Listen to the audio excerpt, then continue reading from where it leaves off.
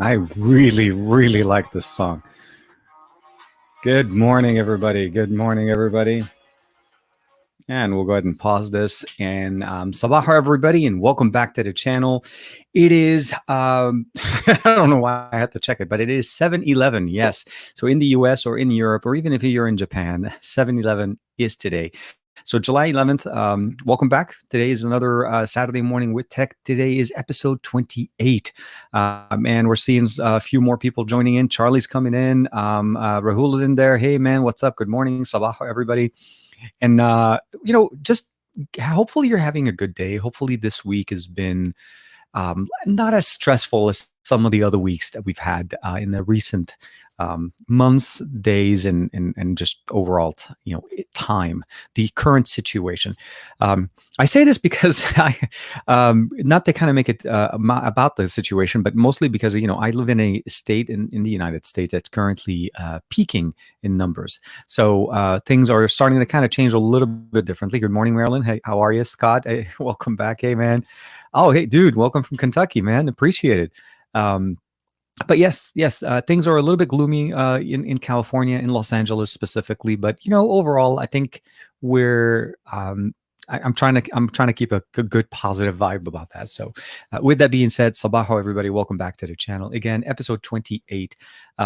Today, as usual, we will be going through the Q&As as we tend to do. I really should rename the episode or this podcast into Ask TK Anything, because I think that's generally how it goes. But I wanted to talk a couple of things. First and foremost, I am still running on the Alcatel. This is the LinkZone 2 that we used last week. I did learn my lesson. I am not using it outdoors, so it's not going to overheat. We're still going through a heat wave here in Southern California, somewhere around 105, 107 Fahrenheit for me today. Which is roughly about 40, 41 for most of our European followers, unless you're familiar with the Fahrenheit system, which we like to use here in the US. But yes, it's going to be a hot day. It's going to be an interesting day. Short answer is, what I would say is, it worked great last week with the exception of overheating, and I think that was my mistake. I left it in a spot where it did get hot. So I wanted to run a second live stream with it. Again, saying thank you very much to Alcatel for hooking it up, as well as T-Mobile for activating the line. This is running on the T-Mobile 4G LTE connection. So just kind of keeping it, just to kind of show it to you guys. This is the thing. It's super tiny. It has a 4,000 milliamp battery, and you're able to connect as many devices as you need, and you have a dashboard to configure it as well. Aditya Neil, good morning. Sabah Habibi Ahlan. Hope everyone's chat doing well. Yes, thank you. Appreciate you joining in. One thing I did want to mention, and I think it does actually automatically auto-generate because I am live streaming as well over on Twitter, is that it's been an interesting week. We heard a couple of things, right? So we've seen more and more leaks and more information about Tyler King. Good morning, my friend. And then we saw some more information from OnePlus. I mean, obviously the Nord is coming, and it is coming on the 21st. So we know that much. We also know that it is going to have an AMOLED display. So we saw that part as well. We've seen leaks and renders talking about two front-facing cameras, and it seemed like a triple camera setup in the back, which we'll see. No headphone jack. So those are things that we're looking into it. The big thing that we're looking here is that, it's going to be a mid-range device. We talked about it last week. And I think I also did talk with Joshua Vergara over on the Pocket Now stream, which I did last week with the podcast over on Pocket Now. I think the Nord is really trying to fit into what OnePlus kind of left, and it's a spot in the price line or in the feature set where I think the OnePlus 8 kind of just outgrew itself. The OnePlus 8 and the 8 Pro, the 8 starts at $699, that's $700. So there's no more a device from OnePlus that fits into that mid-range processing or mid-range price point. And I feel like with Apple releasing the SE 2020, so obviously we're talking about this guy, which I do have a video coming up on this. The public beta for iOS 14 is out, and I had an interesting time getting it installed and getting it running. But short answer, what I would say is, I think Nord is going to be exciting. Nord is going to make a lot of I think a lot of things that we wanted from OnePlus for quite some time basically come to true, providing us a mid-range device that provides us, the OnePlus experience. So we'll find out exactly. I think we're all going to be finding out exactly how it's going to be. I know that the device is not being released in the US, so that's going to be something that we will not be able to work on. Matt Tyler, good morning. Sabaha, welcome back. Leak your, oh man, leak your own phone, save on marketing. Yeah, exactly. I think, but I think this is how OnePlus does it, right? They do their teasers and, the whole controlled leak. I think we have come to accept the fact that companies now, they basically leak their own information, or they leak their own stuff. Let me go ahead and quiet a little bit on Discord. Just I don't want it to kind of dump over on and take over the conversation. But the short answer, yeah, I think OnePlus leaking their own. I mean, and they are kind of giving up their own information bit by bit. The whole AMOLED screen was shown with Batman and Robin basically doing a kind of a meme saying with the whole slap across and like IPS LCD, like no AMOLED all the way kind of thing, which I like it. I like the fact that they're sticking with AMOLED. I think that kind of works really good for them. The fact that it doesn't have a headphone jack at a mid-range is a little bit of a concern for me. Most mid-range devices that we see now coming out are generally supporting a headphone jack. I think the placement of the headphone jack on the high-end version of devices are lacking. And I think they take them out for specific reasons, but they don't. They give us accessories to be able to use. At the end of the day, there's no reason why, and I'll explain. I'll have to bring this guy here. And we're going to talk a little bit more. There's no reason why, if LG can put in a headphone jack in here, if Sony can put in a headphone jack in a flagship device, this is their flagship, the LG V60. The Velvet has a headphone jack. And of course, we also see that, even Sony's new phones, hopefully the Xperia 5 Mark II will also have a headphone jack. There's no reason why other flagships can't. I don't really understand. We have big enough chassis for the body on the device. There's not enough of a good enough reason for them to say there's no space when they're able to jam a massive battery. They're putting so much, and devices are getting bigger. So this is the S20 Ultra, by the way, which I do want to talk to you guys as well about some of the really cool cases that I got from Ghostek for the LG V60, which is really cool because I haven't had that many companies reach out for those. This is actually a kickstand supporting case, and we'll talk a little bit about that. Chemi's in the comments. Aditya, Hamza's in the comments. So okay, Aline FX2. So Xperia 1 Mark II update, comparing a lot of HDR content, viewing against the 11 Pro, colors more true to life with the Xperia Mark II, and no black bars. Exactly. I like your appreciation. So he actually has the Xperia 1 Mark II, and he's been rocking it since, well, it launched early, obviously, and he was able to get it. I think in the US, if I'm not mistaken, it's still slated in to be on the 24th. So another couple of weeks, not next week, but the week after. So all pre-orders should start shipping out. And we only have the black color that's available here. You are able to import it, and I think that's how he got it. He got his imported, and he was able to basically start rocking it way earlier. And if I'm not mistaken, I think Matt Tyler also is rocking. All of the guys, all the guys in the stream are rocking the phone. So there's a 3-phase pre-order plan for the OnePlus Nord. Oh, in the UK. So next wave will pre-order will be on the 15th, and on the 15th July 1. Oh, so the first pre-order wave in the UK will be on the 15th. So I think that's next Wednesday. So those are the pre-orders. The announcement will be on the 21st. I'm sorry if I made it sound like it was going to be available at that time. But thank you. Thanks, Matt. I realized that the Nord is pretty much slated to go Angel Valentine. Valentine. I think hopefully I'm saying that correctly. Good morning. Yeah, it's slated to go into the Asian market as well as the European market, but for some reason skipping the entire part of the US. It is going to have 5G, which I think that's one of the other things that we saw with the leaks, as well as the 765, which is reason why it has 5G. Out of the 7 series of processors, only the 765, which was announced at the same time as the 865 back in, I think was it November of last year when we were at the Qualcomm Summit. And those are the two processors, mid-range and flagship, that obviously offer X55. The other announcement that actually, speaking of Snapdragon, since we're talking about that, Qualcomm unveiled and took the veil off of the Snapdragon 865 Plus. I'm a little bit, I'm not I mean, I understand why they do it, and I realize what's the benefit there. I saw a video that was posted from Android Authority talking about a little bit more about the 865 and the rationale behind it, and I think it's actually an ingenious process, right? As opposed to having to release a new chipset or a new SKU, basically a new product every year at the beginning and the end of the year.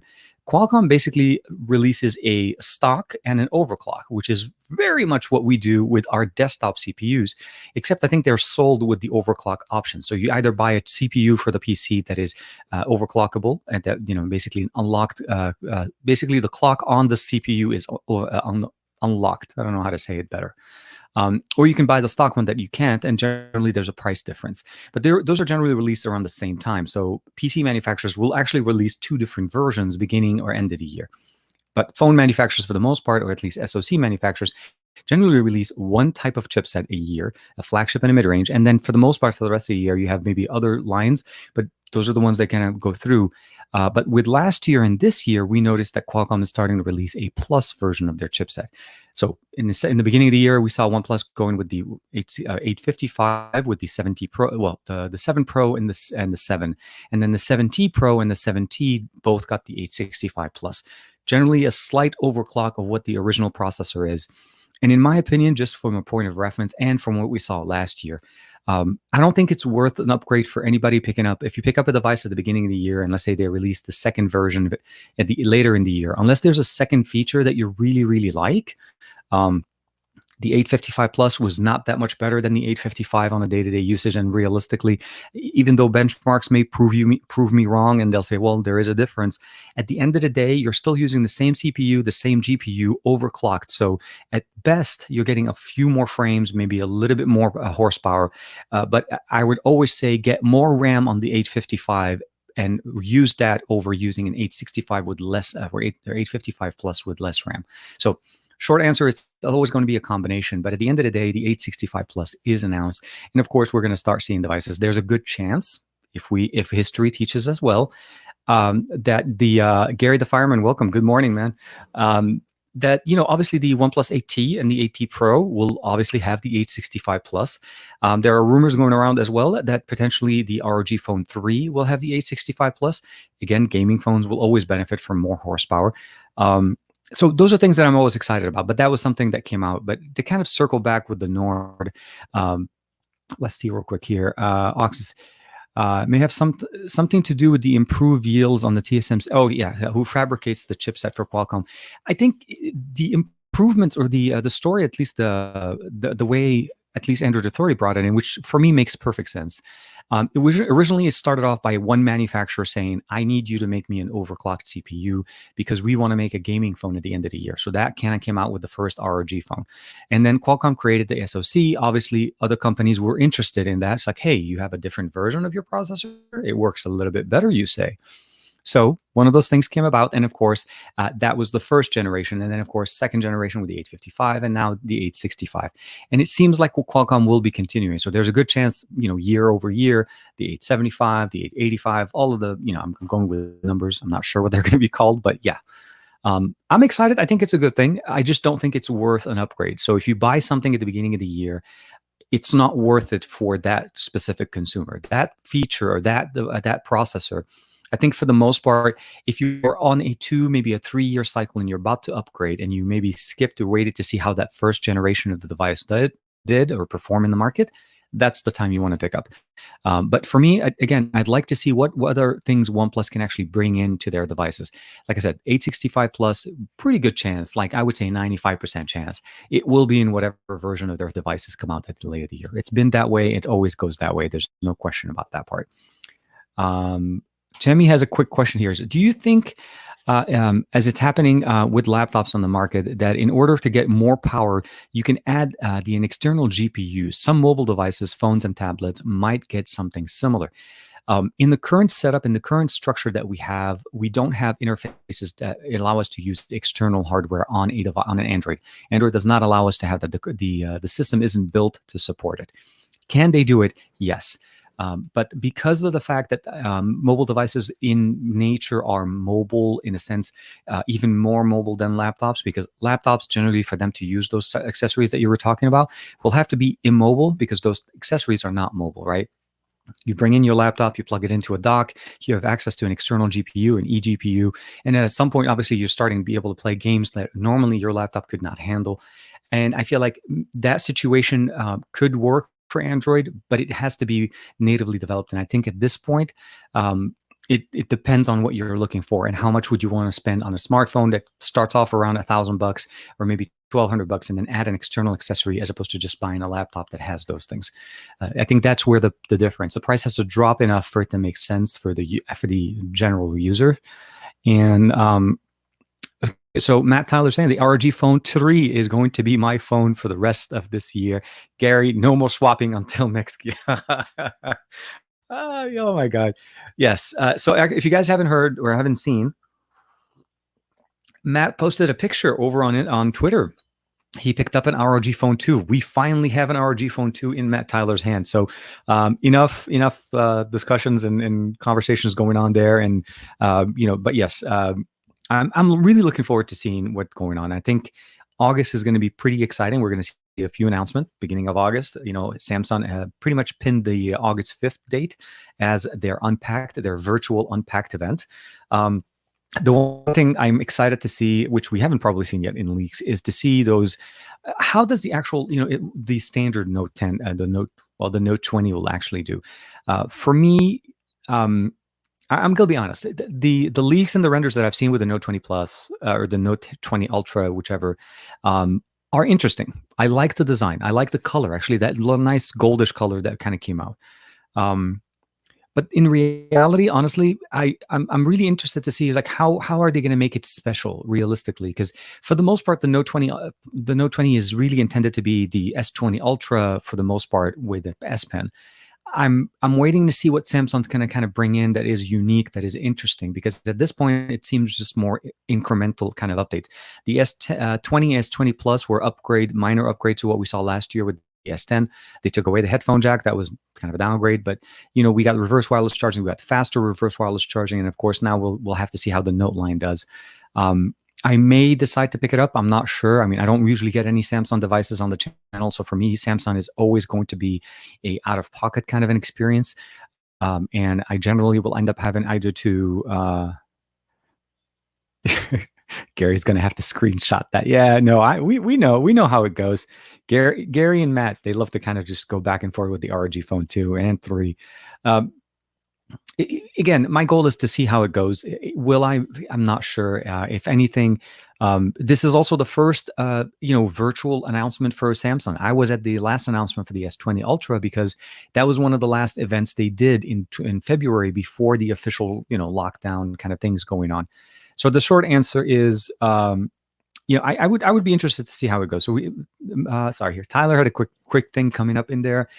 With all the Samsung phones out there right now, I got a challenge for you. Use every Samsung S1 a day, every S1, basically one a day. Example, the S1 on Monday, the S2, S3, and S4. I wish I had all of those S's, but I have a few S's in here, and I have an N in the house. And I was trying to get an A, but S and yeah, I always wondered what Samsung is spelling, because so far it spells like they're trying to spell into Samsung. I'll have to see. Yeah, I mean, I can definitely try to do like a nice little experiment. Try a different Samsung device every day and see how they compare. So the one thing about it though with Samsung, because I tend to have to buy these devices, I tend to not to keep them as much. So where I currently have the S20 Ultra, if I do decide to pick up the Note 20, I will probably have to sell the S20 Ultra because that kind of pays for the next device. And that light just turned on. That's how we like it. But before we go too far, actually, I did want to mention to you guys, I want to show you guys real quick what this looks like. Those cases that I got from Ghostek. And then this is going to be, we'll talk a little bit more about that one. So Ghostek sent in a few cases. They have a few cases for different devices, obviously for the S20, the S20 Ultra. And this case is actually very unique because it actually features a full body case. So if you're looking for a full body case, like front and back, so it provides coverage for the back as well as the front part of the device. And one thing I found that they did very interesting here is that they actually included a little sticker here. And this actually goes over where the fingerprint sensor is on your screen, so that even though this does not touch the display, this is actually very, it'll just sit on top. This part will be glued to the glass so that your fingerprint sensor can actually work directly with this case. Could not test it out, unfortunately, on my device since I have a glass protector. I tried and it doesn't work, but this case definitely looks very, very nice. And again, this one is an IP68 certified case. There's a QR code here made specifically for the S20 Ultra. And then the other case they sent me for the S20 Ultra, I think it's right there. And I'll go ahead and we'll do that real quick. So this one is the case that I have on right now. It's a see-through case, nice red coloring here. There's good grip on the side, buttons, everything kind of exposed, the microphone, and of course, a bigger port here down for the bottom. And of course, wireless charging, everything works great. And it does have actually a little bit of a raise here for you guys, so in case you want to protect the lenses. So definitely really nice for those. But again, the big surprise that I wasn't expecting, and I was kind of surprised that they sent it in the box. And for our fans of the the LG V60 department, is this guy. It's a nice little case. Now, it is see-through, but it does definitely change the color of the device. As you guys know, I have the white one. We don't have the blue one. But this one, it kind of makes it look a little bit gray, and it has that nice little kickstand, which I really like. So big display on the LG V60, obviously stereo speakers. We're getting a really good experience. And of course, now we have, Goku all around. Really some really nice cases. And I will make sure there's a link for you guys in the description below if you guys would like to check out Ghostek over on Amazon. They provide a lot of great cases. Not just for the S20 or the V60 line of devices. So thank you very much for sending those cases and, of course, sharing those cases with us, of course. I didn't get a chance to do a full video, but I did post about them over on Twitter as well as Instagram. Let's go back to the comments real quick. So Davis is so what was the one phone people let go that they wished they hadn't? Ooh. Okay. I'm just gonna say that, yeah, I would say the Sony Xperia 1 Mark II. I was very, very, very not very reluctant to actually even send it back. That was how bad it was. The device the phone as an upgrade is great. They did a lot of stuff that I feel like a lot of people did not. It may not. I think are not able to, maybe not appreciative of it. Could be because of not using the first generation, maybe could also be depending on the needs that they're using. So what I looked at it essentially is from a device and an upgrade and what it offers us. I personally like the control that the Xperia 1 Mark II offers. I like the Xperia camera, the Cinema Pro and the Camera Pro. Is it a perfect system? Absolutely not. I'm never going to stand here and say, this is the best thing since sliced bread or anything like that. It offers a lot of things that people want. That's the thing about the Xperia 1 Mark II, is that when you see what it has, and if you've gone through the iterations and the different generations of Sony devices, you understand the philosophy and you understand how big of a step this device is, and why is it worth it if you're considering to pick up a device. And when you look at the price point. Still no word of the Xperia Pro. That was another device that we talked about months ago that is still kind of vaporware. Well, not vaporware. We saw it. We have an idea that it's coming to Verizon, but we still don't know when and what. In the US, at least, we still don't have access to the Xperia 1 Mark II. We still have to import it, but hopefully not too long. 2 more weeks. On the 24th, it'll be available. Let's scroll through here. David, why don't you answer? They're going back and forth. Okay, so that was the question from David. Let's go back.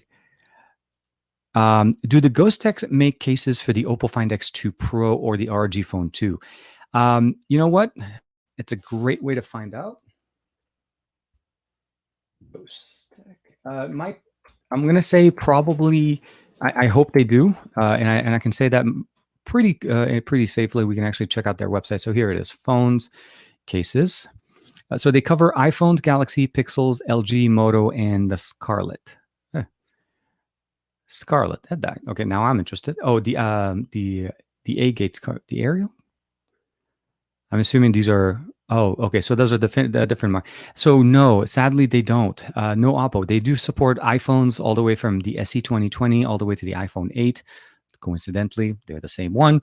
The S20 Ultra all the way to the S9 Plus. So that's the earliest. Pixel. Ooh. Okay, guys, we have something new.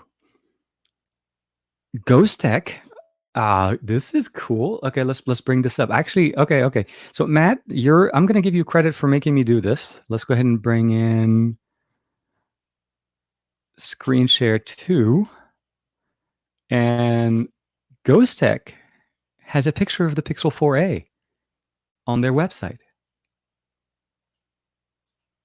This is cool. This is cool. This is going as a screenshot. I want to say thank you, Ghostek, for doing this. And I'm okay. I'm hoping. Okay. This is cool. This is really cool. So yes, Ghostek is showcasing the the Pixel 4a as a case that they support, which they don't.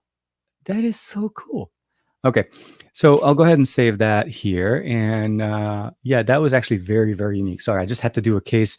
So if you guys are always interested to see what the Pixel 4a will look like, it's going to have a case for $14.99 straight from Ghostek. And you can customize the color. So we can definitely see here the camera array, the different colors. So you know what, guys? We now know at least there's going to be a black one. Ghostek will support the case. I am buying this. This will go into my shopping cart, my friend. So unfortunately, Matt, no, they don't support those devices. So yes, so use the yeah. No, definitely, I will definitely do that challenge here. Unfortunately, I've owned and I've tried too many phones now, and I'm into retirement, Devin.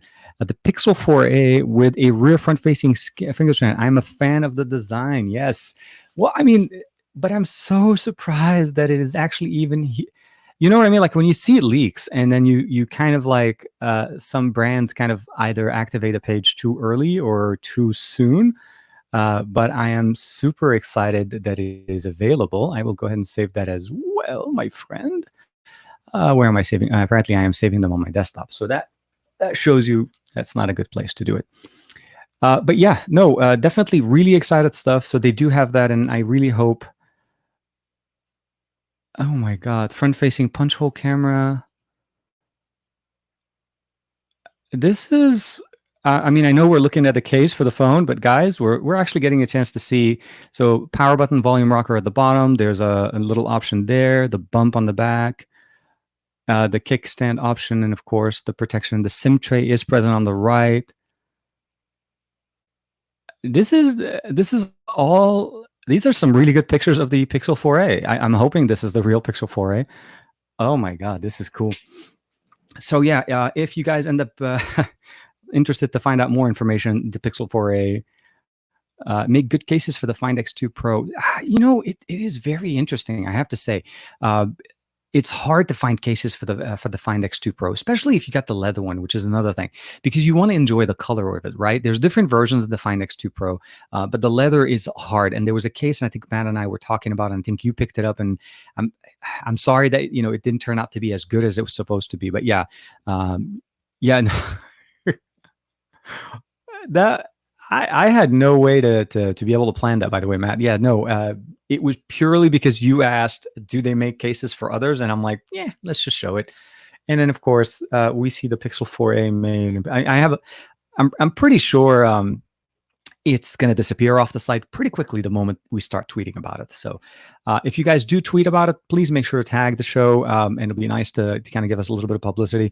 I will definitely be tweeting about this as soon as the show is over. Unfortunately, unless I want to basically stop entire thing here, and we can kind of multitask, and then we can go from there. So let's go ahead and do. And just as a heads up, my son did send a message over. He did finish the Frieza saga over on Kakarot. So this is Dragon Ball Z Kakarot, the video game. We're playing it on the Xbox One. And he completed the Frieza saga this morning, and we finished. I think the original. We're moving along, but Frieza was a big part. So he never had a chance to see the entire series of the Dragon Ball Z, and he playing Kakarot for me was a way for me to let him experience playing or going through the saga in the view. Or from the viewpoint of the game, basically, because you get to play it, you get to go through the different levels. So if you're a big Dragon Ball fan and you haven't played Kakarot yet, definitely check it out. It's a great way to reminisce, but it's also a great way to go through the series again. And for my son, it definitely works great. He has this. Oh, you have the ceramic. Yeah, that's why. Put this on Twitter and maybe be the first to post it. We'll have to. I want to be able to do that right now, guys, but I feel like I don't know if you guys would be willing for it to give me here it is. So Aditya posted it right there. The Pixel 4a Aditya beat me to the goal. Yay! No. It is absolutely fantastic. It'll get more people hopefully to jump in. Thank you, Chemi, for the retweet. Appreciate it, man. Aditya. So let's go ahead and put it in here. Let's bring up the pictures. And of course, TK decided to put the pictures on the desktop because that's how TK does it. So we're going to bring in both pictures. Yeah. This is, oh my God, this is crazy, guys. Seriously, like, how could you have, how else could you have started the day by other than just doing this? But let me go ahead and do this here. I'll bring it up there, and I don't want to lose looking, make sure we're still streaming together. So I am going to get a little bit closer. Hopefully, you guys are good. Well, wait. Dude, thanks, man. Appreciate it. So here it is, real quick. We'll move this one first. Let's cruise. Actually, here, yeah. Here we are. And this one looks good. We'll go ahead and crop that a little bit, and actually going to remove the first one and then add it again because I want to actually put that picture second. And then this one will zoom in a little. Save. Absolutely fantastic. So here we are. The app made by Google. Made. I can spell. That would be the other thing. I could have done many things if I know how to spell. The made by Google at Pixel 4a cases are live over at Ghostek products.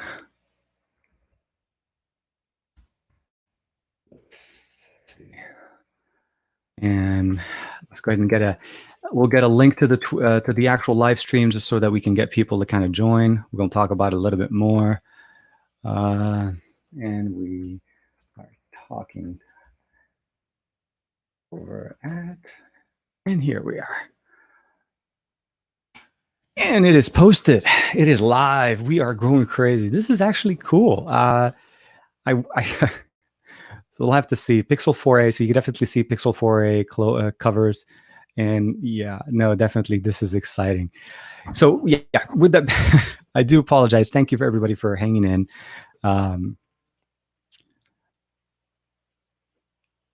I saw your tweet. I retweeted your tweet already, Aditya. I appreciate it, man. Thanks. Frieza Saga. Yeah, no. So for me, it's really fun because they changed a little bit, right? So the storyline isn't exactly the same. They changed a few bits here and there, but the fact that you can play Gohan, the fact that you can play Frieza, you can play. I think you can play a little bit of.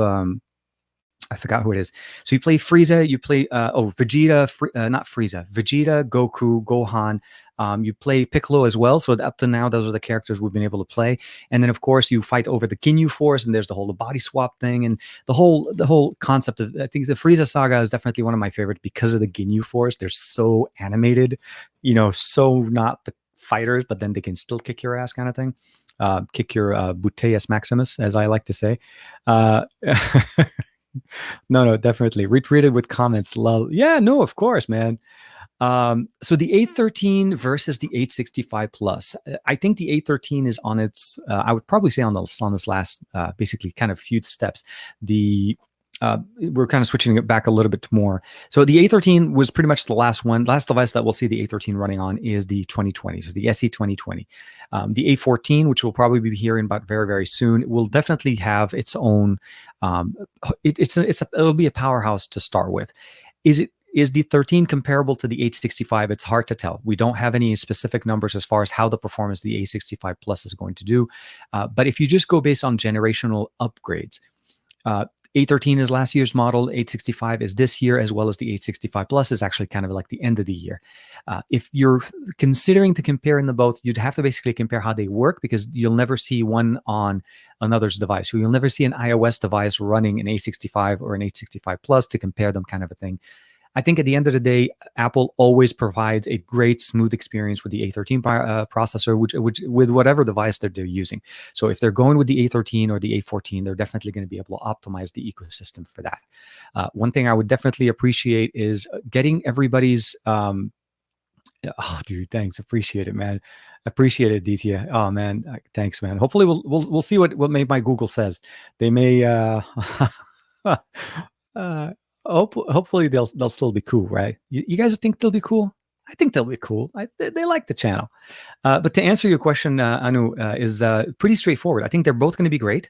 There's no question as far as comparison. Right now, the A13 is operating very nicely on the 11 Pro, 11 Pro Max, or even on the 11, or even on the iPhone SE. I think the A13 is a quite capable processor. Putting them head-to-head or overall head-to-head as far as a competition, I don't think it's really functional unless you're in that ecosystem. So it means if you want to upgrade to the A13 or the A14, that's when you start thinking about it.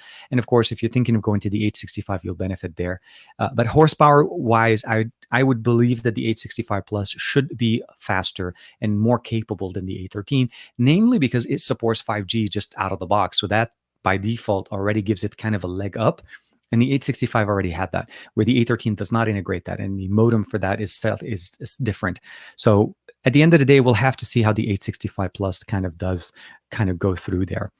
Angel, could you recommend a case that is thin that covers all of the ports? I want to say, I think overall, so you're thinking of a case that actually does more waterproofing. So that case that from Ghostek, if you notice that Ghostek does cover the phones or the device that you're looking for, the case that I showed you guys at the beginning does cover all of the ports. If I can find that case. Oh, you know what? It is not in the case, and I'm just being a mess. So the case itself, the first one I showed you, actually covers every single port, and it actually ends up being more of a. Let's go ahead and do this. Let me switch over to the top camera for you guys. So here you go, Angel. And I'll bring it over here. So if you notice right here, so this actually has a cover here. This actual plastic covers every single port, every camera. And then when it's combined with the main case, every single piece is covered. So even the port at the bottom here, to be able to access the USB-C port, you have to actually put your nail in there and then separate it. And that's how they get the IP rating for the case itself to be able to provide you that water resistance. So it's definitely one of the better options that they have. And if you can find one of these for them, this will work great. It's not great in the form of basically protection on the glass because it's not really this is very plasticky, and this one is as well.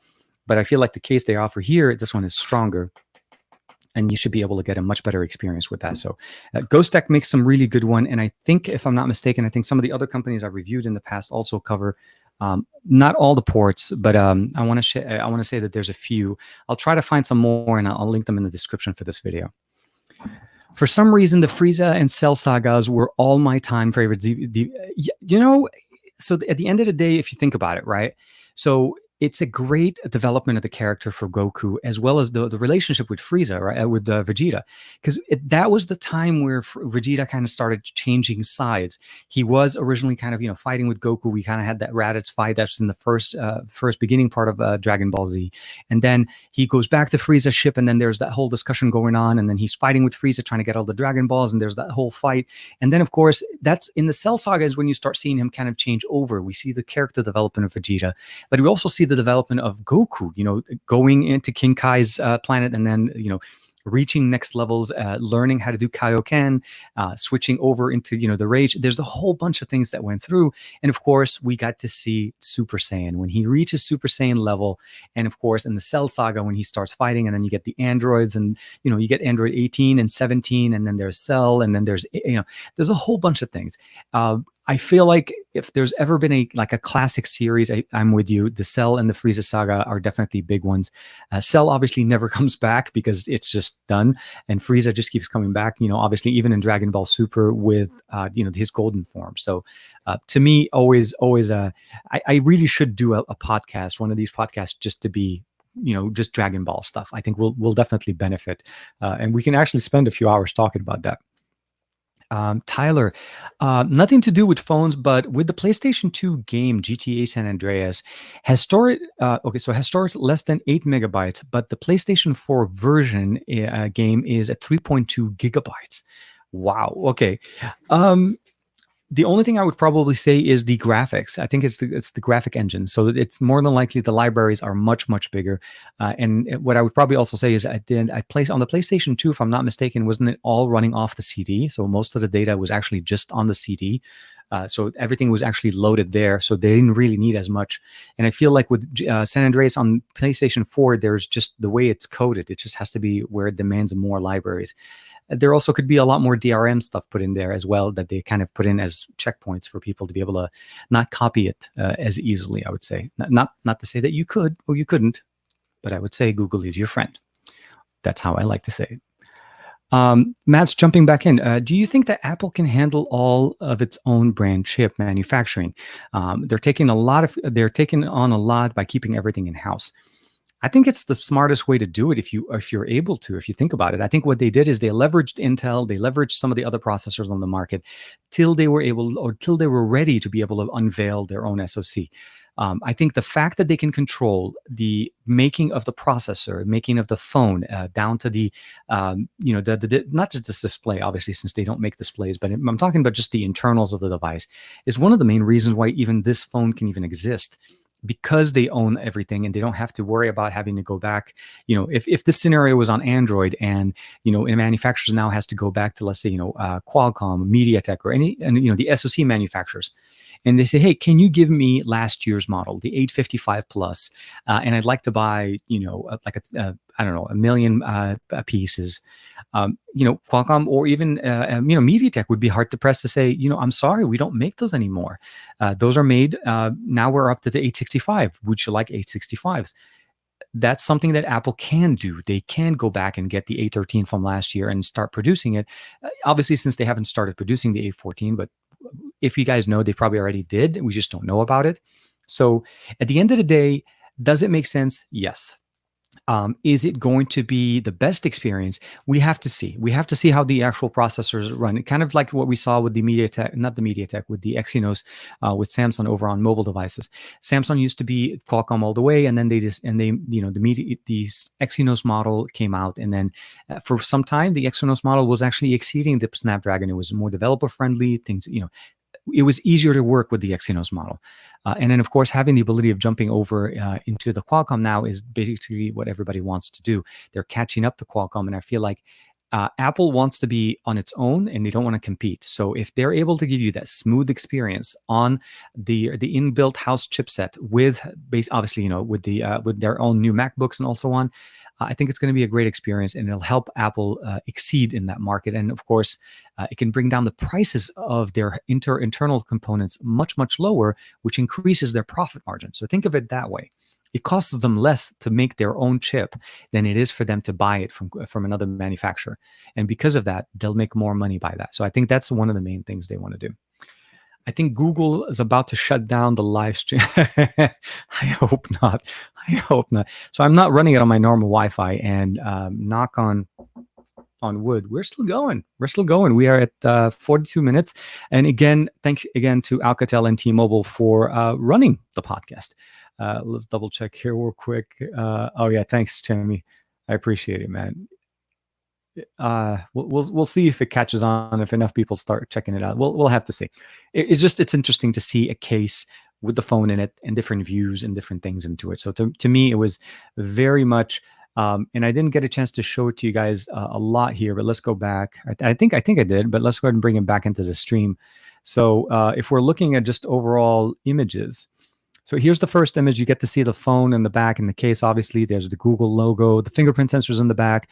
It does look, if I'm not mistaken, like it's a single sensor, dual tone LED flash with some type of either, I don't know if it's a laser optical system or something like that, but there's two punch holes here on the left side.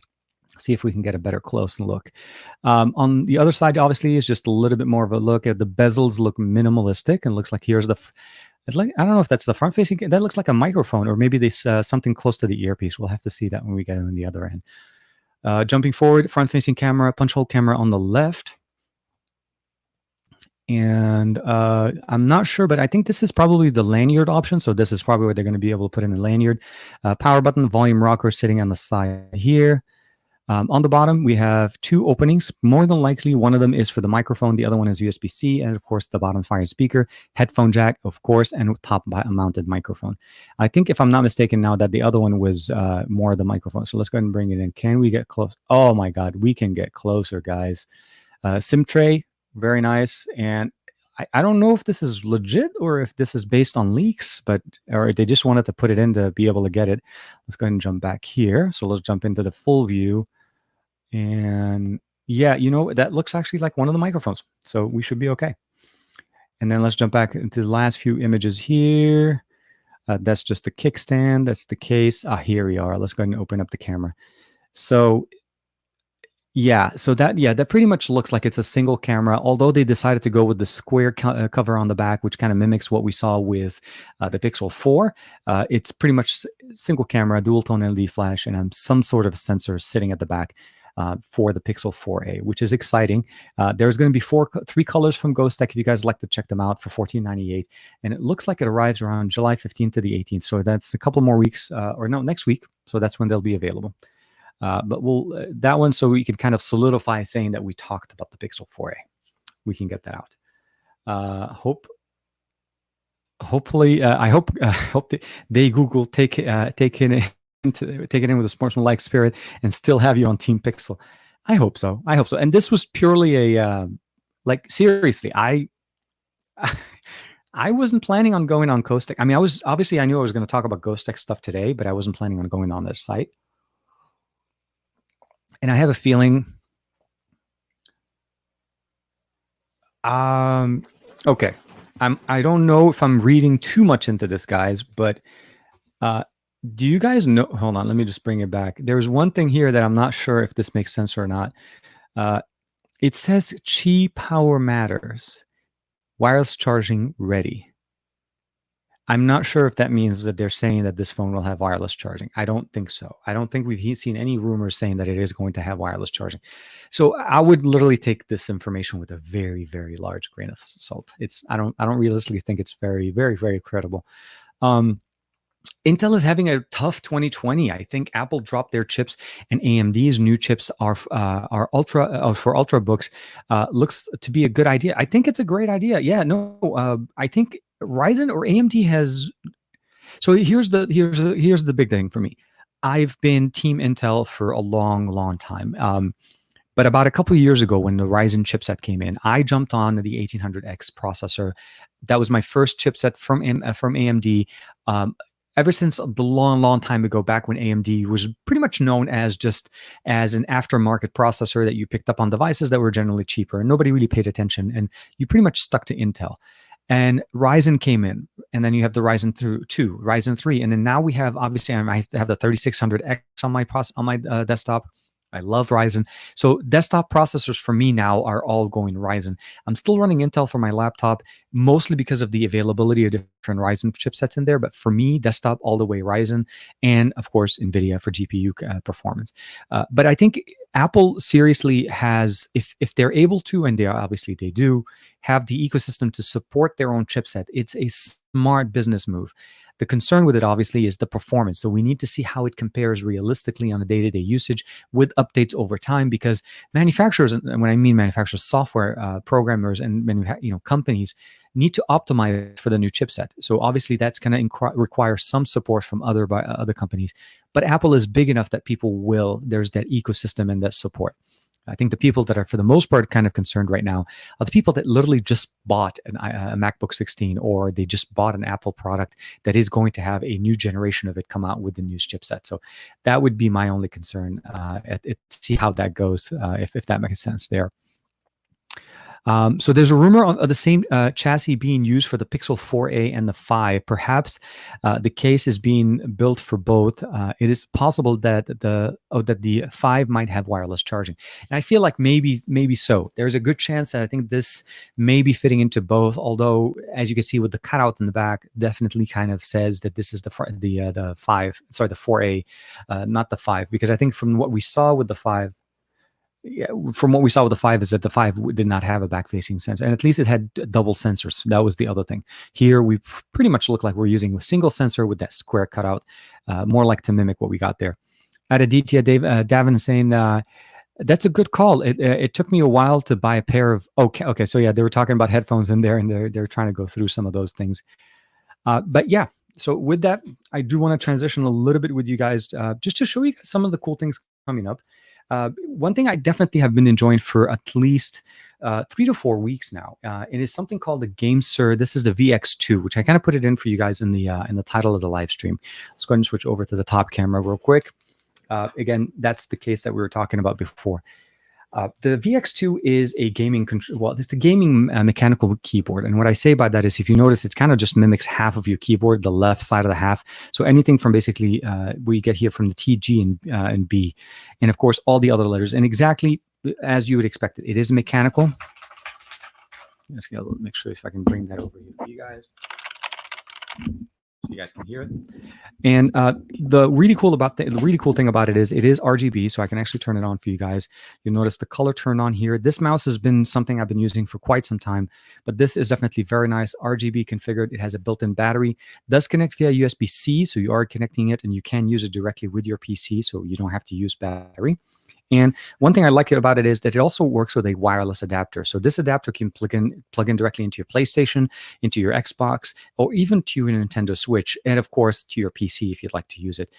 It does have an adapter here for the Xbox controller. So when you're playing it with the Xbox controller, you plug this directly into the Xbox controller, and that becomes more, you basically are running this keyboard through it. So you put the controller down, and then the keyboard becomes your mouse and keyboard here. So great for gaming, great for accessories.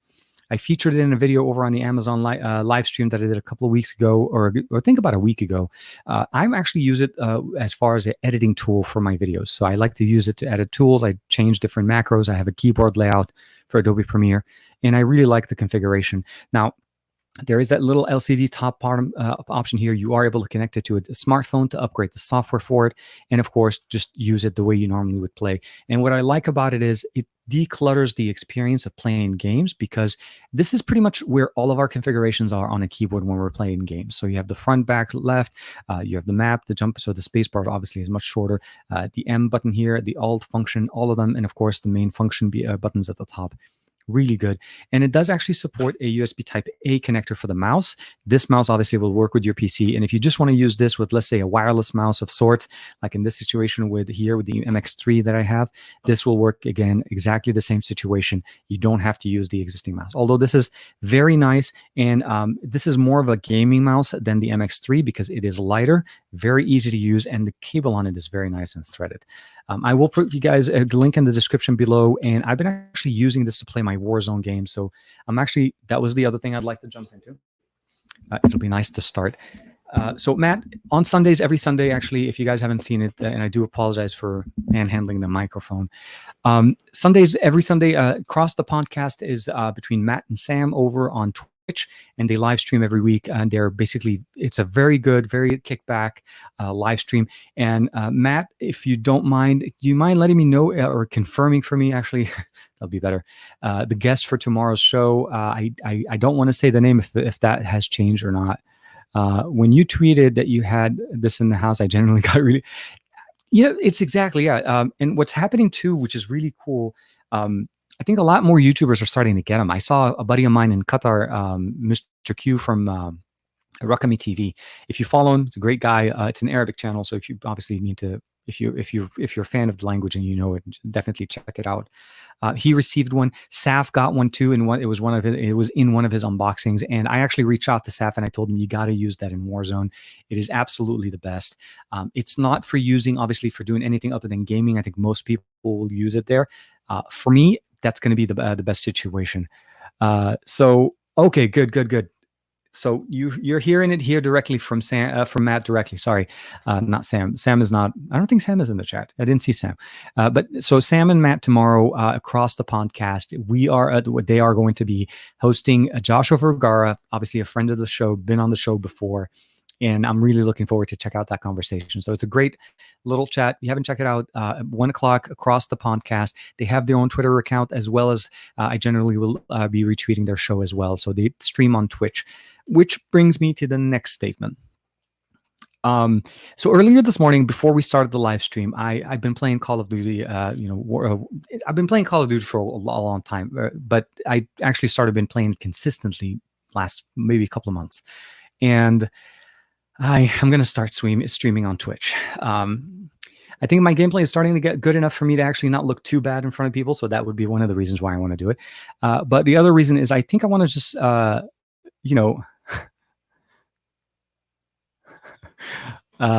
we'll get to the secret on that. No, I'm just kidding. All I have to say is genetics, Middle Eastern genetics. That would be the best way to say it. Short answer, I did the test run this morning and I realized that there's some limitation into what I'm able to do.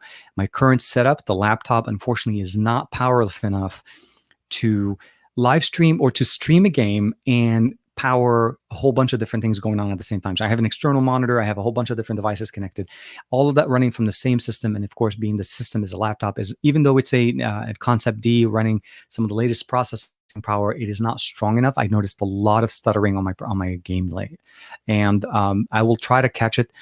Sure, but what I'm trying to say essentially is that I will start playing and streaming games on Twitch every once in a while, mostly just for fun, because I'm like I'm already playing. Why not just stream it? Why not just have some people watch and give me some comments? Maybe some people can give me some pointers. We'll see. Short answer, that'll be basically kind of going on. I'm not sure what schedule that's going to be. It's going to be more of just whenever I'm playing, whatever time it is, I'll just go online, and it's easy because I use my Twitch account to watch Juan Carlos's live stream on Monday, and of course across the podcast. And now I'll also be able to produce some content. I think Fat Produce, Andrew Wallace as well, is producing. He puts out videos as well, so will definitely be a good thing to check out. A man never reveals this power. Sure, no. It's pure genetics. That's all I have to say. Where God taketh away, God giveth. That's the best way. And I think this was weird. The beard kind of, in the beginning when I first started growing it, it was more just to see how long I was able to keep it. And then once I let it go a little longer, we started getting the stripes kind of going on. And that kind of took over. And actually, if you guys know the brand, right there, the channel brand now is pretty much this. So can't get rid of it. It's pretty much locked in now. It's on contract. Actually, funny thing. First time ever, I got an email from a sponsor from a company that does beard products that wants to put in an ad, do a sponsored ad into some of my videos, and we may see them on a podcast in the future. So I'm in negotiations with them. It'll be interesting. But yeah, no, playing some Warzone. We need to squad definitely.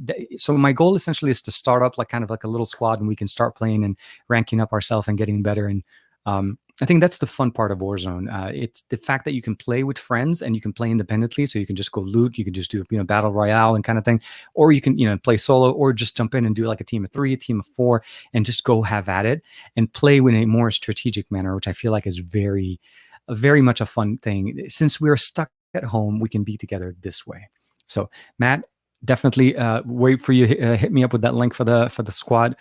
DT, the KZs. Oh yeah, Davin. Yeah, so Davin is responding back to DT, and he's saying that the KZs look really underrated as a brand for headphones. Definitely, Juan Carlos can't say good enough thing. I mean, he can't even. He loves that brand. It definitely is one of the better ones that he likes. Would have gotten something from there outside of my issue. Okay, and I think I'd have. Oh yes, definitely. So the custom molded. The ones, those definitely are very good, especially for people that have unique ears that, the general ear tips don't work. I feel like that's always one of those nice, like Seda Man. So yeah, no, I don't think we got to the level. Omar doesn't know who Seda Man is. I'm assuming, I think you meant to say Seda Man from Dragon Ball. Yeah, man. TK. So what's your 3 favorite smartphone design of all times? So first one that jumps into mind right away is the Galaxy Fold. Honestly, it's the design function, absolutely fantastic. I wished it was more durable. I feel like the durability factor was the big issue for me. That would be number one. The second one I would have to say is, I think the Xperia, the 21:9 aspect ratio. It's a very, it's hard to explain, but when I first held the Xperia 1 last year, and I like, this feels like a remote control. It's just so tall and so narrow. But then when you use it and you start consuming content off of it, and you realize that it actually loads more than one page, it's a very unique experience. So I would have to say, yeah, definitely the Galaxy Fold, the Xperia 1 design, which actually we saw the Xperia 1 Mark II. So those are two designs that are very, very unique.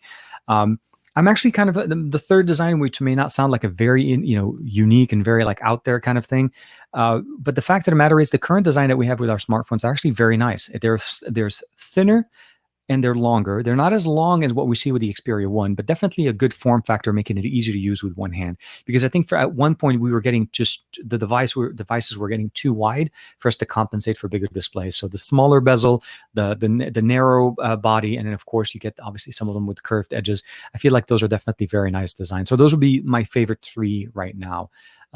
I can go in some of the older ones, like especially with the like the OnePlus, not the OnePlus, the original Nexus. That was in a very, very interesting design. It actually had a mouse cursor on it. There was an actual ball at the bottom of the phone that enables us to actually scroll through to open up, to go through and open up a mouse. So that to me was a very unique design for sure.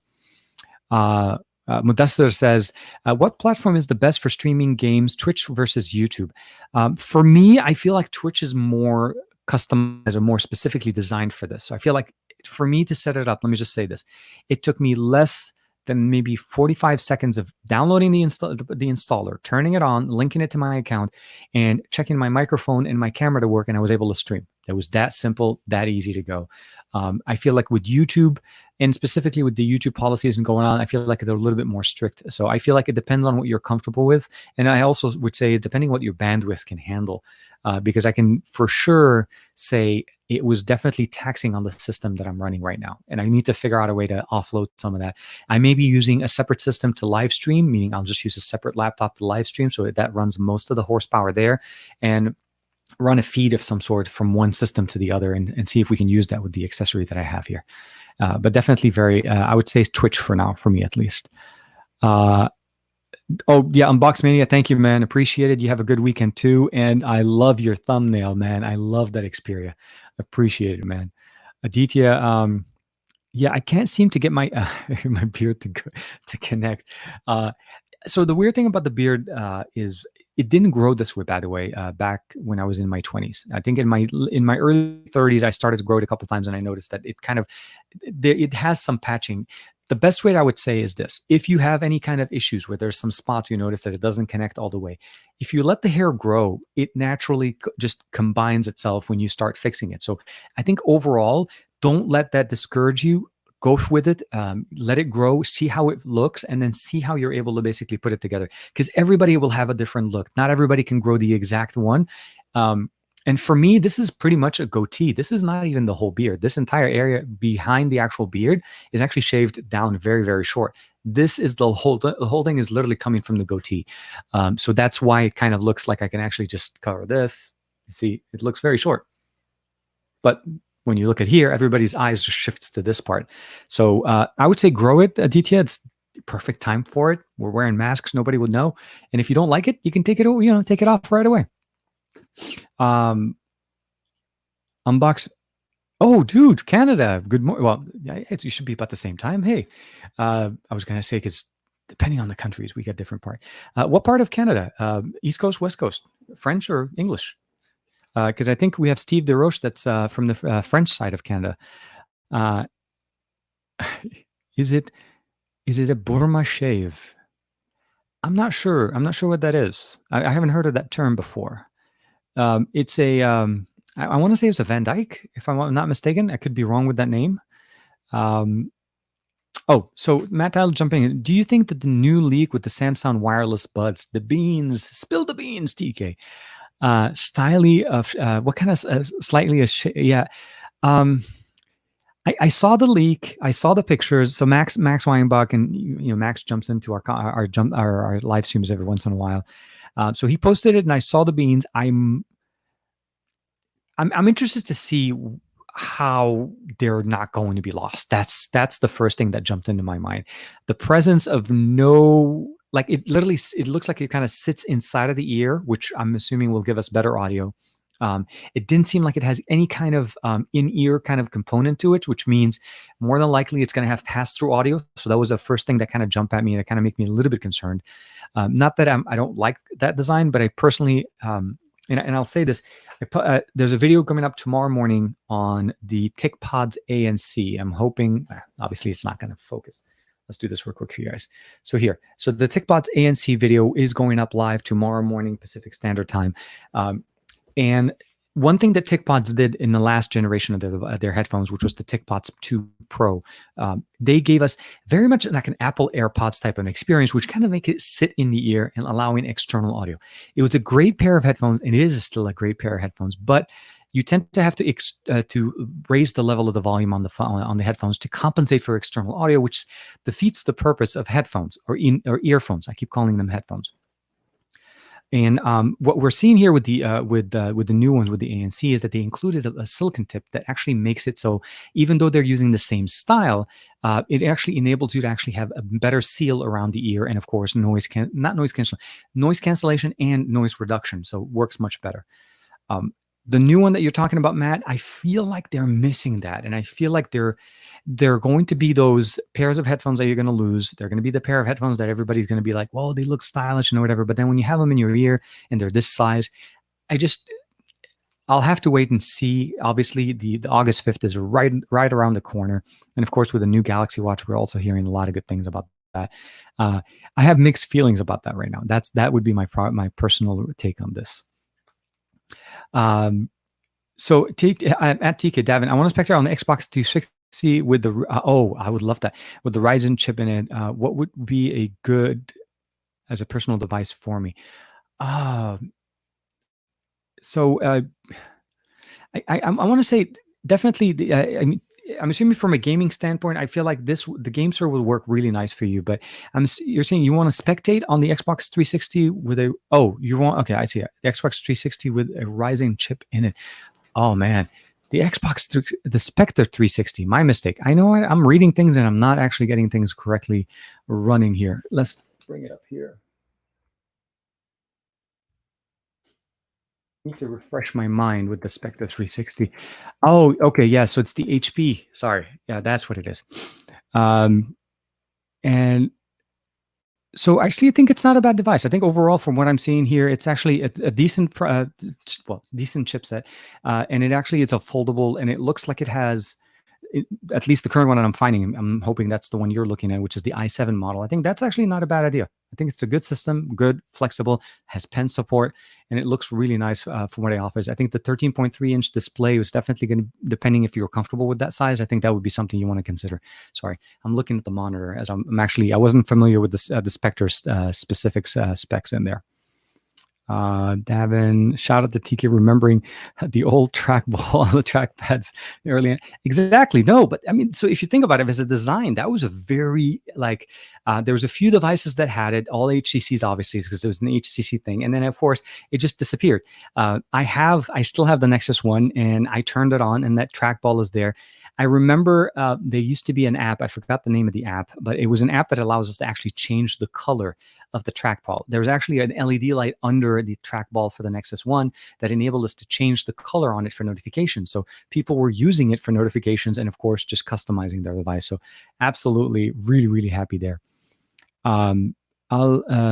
Aljosa says, "Hey y'all, sorry for being out of context, but does anyone know of an HS power control? Of the HS power control on XPR One market works outside of games, such as with Netflix?" So, HS power control works within the gaming center, the gaming center, kind of like the game center for Xperia. The only way to use it with external apps is you just need to add this application as a game. So once you have that in there, it automatically launches and then you're able to turn it on. It will work pretty much the exact same way. The moment you turn on that feature and you have power plugged in, it no longer charges your battery. So whatever battery level you have will basically be consistent and power will basically run straight off of the cable, which essentially means you're charging or whatever you're using. If you're using the stock charger, that'll be at 18 watts. And if you're using, let's say, different ones, I think the maximum was 21 that you're able to use power delivery. Sorry about that. power delivery charger with it, and that's how you get it to work. I think that's about the only way to get it, but it does not automatically run if you don't have Netflix or the app specifically listed as a game. I kind of figured what you meant there, of course. Those molded ones are definitely, definitely on the Casey ones. Noise isolation, it's active noise cancellation. So the ear tips fit into the ear, and I think you're talking about the TicBots ANC. The tips fit in the ear, which provide noise reduction because of the isolation. It's blocking sound from coming in. So by default, it drops it a little bit. And then with the active noise cancellation, it drops even more. So yeah, but the cool thing about those is that they're $90. They're like literally $89 for a pair of ANC headphones, which is really thing. I think Samsung have lost their marbles with those buds. I think they're pushing the limit. I think this is an experimental phase for Samsung this year. Like, we had the S20 Ultra with that really large sensor, 108 megapixels, but then we're having a hard time getting focus on it. I feel like this is the year of experimentation. I think we've seen we know that the Galaxy Buds Plus work great. They're definitely a great upgrade from last year's Galaxy Buds. So I'm kind of a little bit interested to see like, why are we seeing a second version of Buds in the same year, 6 months later? That would be my thing, unless they're part of a combo of sorts. Please make a setup video. I'm assuming, Mudassir, I think I'm assuming you're talking about the ANC ones, the TicPods. That's going to be coming up tomorrow morning. So AM Pacific Standard Time, roughly about 6 a.m. On the channel. I was going to post it today, but I felt like, and I did that one time before where I post the video at the same day as the live stream, and it just kind of loses. For some reason, the algorithm decides the video doesn't matter. We'll send everybody just the live stream. I'd probably combine it with an audiologist. Definitely with an audiologist. Got it. Appointment. I think he's responding back. Greg pushed the wrong button. I knew you were going to talk about changing the color for the LED. Exactly. Did you have one, Davin? I'm assuming you have enough information on it. I'm tempted to see if you actually played with one of them back in the day. I actually had to buy mine back because, of course, back in the day when I was buying and selling phones at the time, the Nexus one was sold. It was never contracted, so you could never get it on a contract. So I had to sell that to get the Nexus 2. Which obviously will go into the Nexus 3.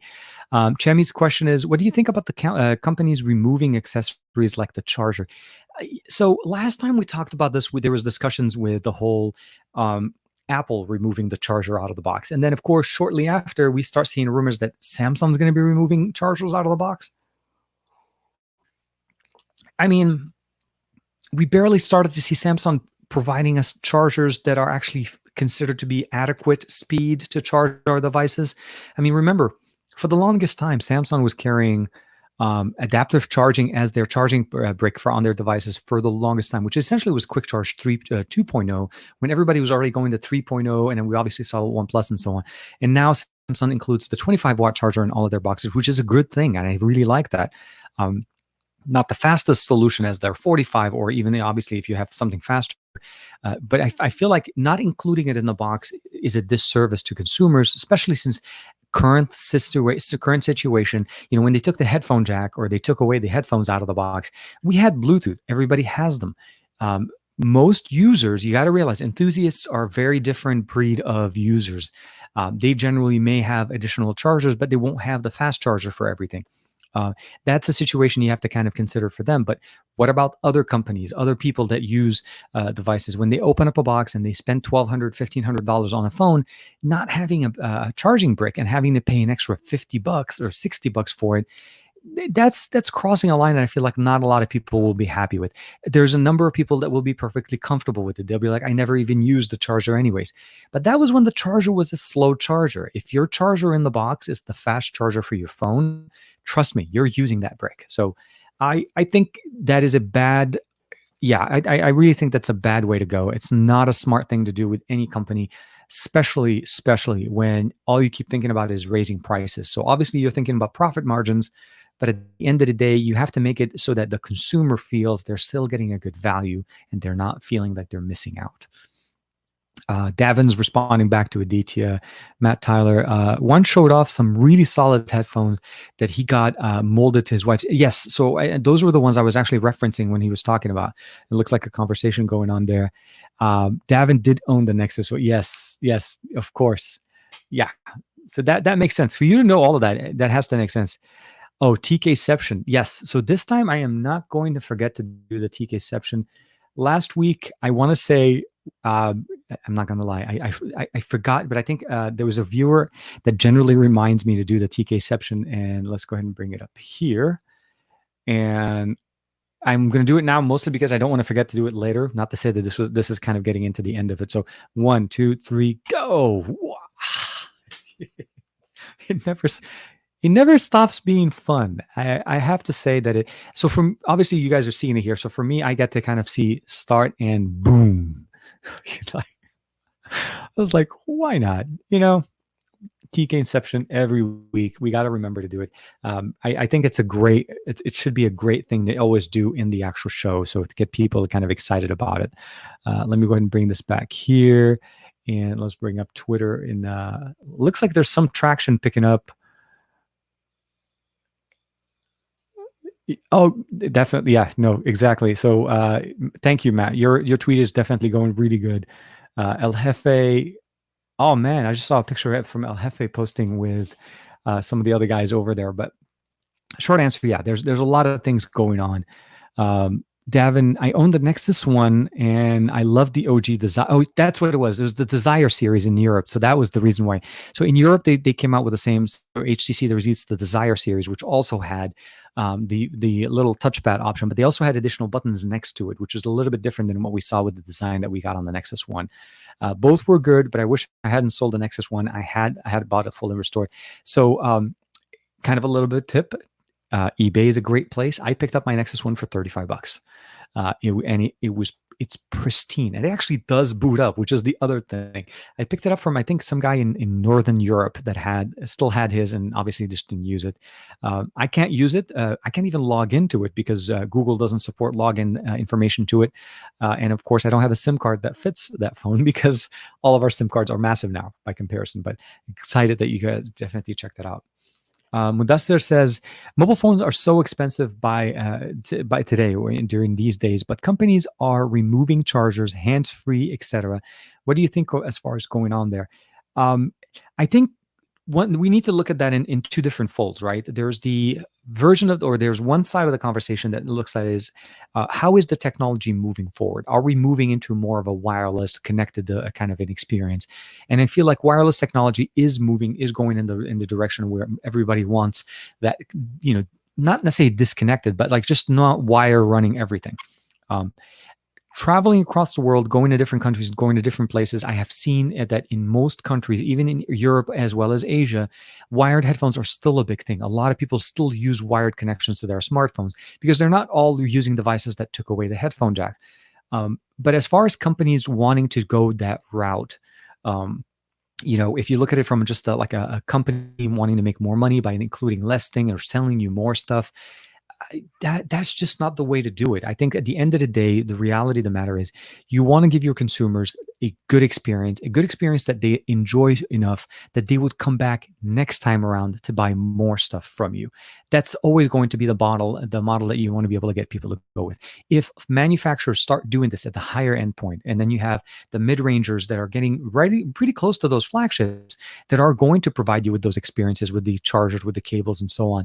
At the end of the day, you're blurring that price point difference. If I have to buy a $1,000 phone plus another $100 worth of accessories between headphones and chargers, but then I can buy a mid-range device that includes everything for about $700 that runs pretty much roughly the same processor with the 865, or what we're seeing like with the kind of like the Red Magic 5G, or even with the Black Shark devices, or even the Mi 10, not the Mi 10 Pro, but the Mi 10, or even come out OnePlus devices. So it's going to make it into a harder case for people. So I feel like they need to be careful. I personally don't think it's the right move. I think if you're trying to increase profit margin, try to find better, more innovative ways to reduce cost of manufacturing on your end. Kind of like what Apple's doing by trying to make their own chips, reducing cost of manufacturing, and of course, increasing profit. That's a great way to do it. So Oppo 65-watt charger is too much for me and usually charges slowly overnight. And I think that's because of they have an option in there to do that, to charge overnight slowly. Only use Oppo charger in an emergency. It's not good for battery, in my opinion. So Matt's referring to the the fast charging that we have on the Oppo Find X2 Pro. So one thing that we want to keep in mind is Oppo's doing a couple of things in here to try to mitigate battery life or battery health. First and foremost, they're not actually charging at 65 watt. They're charging two smaller batteries at 30 watts or so. And of course, by comparison, when you combine them, they charge respectively at roughly about 65. So you're kind of splitting the current between two. I think at the end of the day, one thing that would definitely be really functional for us is the ability of having better scheduling, like option where it charges slower at night. I think that's a great way to do it, but I don't even think Oppo even mentions it. I think most people will just recognize it. I think it's a great way to do it, a great feature to have on your device. But yes, no, definitely. I wouldn't recommend charging your device that fast all the time. I would definitely opt into the more slower process. So the TK Inceptor is a weekly event. I am not complaining. It's supposed to be a weekly event. And what happened last week when I was talking to Sav, I think I was pretty much just so into that conversation with him that, no, actually, I take that back. No, when we had the conversation with Sav, we did do TK Inception. I think it was last week that I didn't. It was kind of a weird, I didn't get a chance to remember it. And I think there was a gentleman that always kind of jumps into the live stream and kind of mentions it. So I appreciate you, Matt, letting me know and reminding me of the TK Inception there. For charging, quick question before that. So I think the Oppo has one of the proprietary battery temperature controls too. It does, but it is one of those things that the device definitely warms up. So just overall, I think I saw somewhere where they were actually in one of the reviews that we saw. I think it was Android Authority. David Amell mentioned that the charging speed on the Xperia 1 Mark II was slower by comparison to other devices. There's a couple of, here and there, you can kind of think about the fact that, yes, I mean, it includes an 18-watt charger in the box. Now, it does support 21 watts, but it only includes an 18-watt.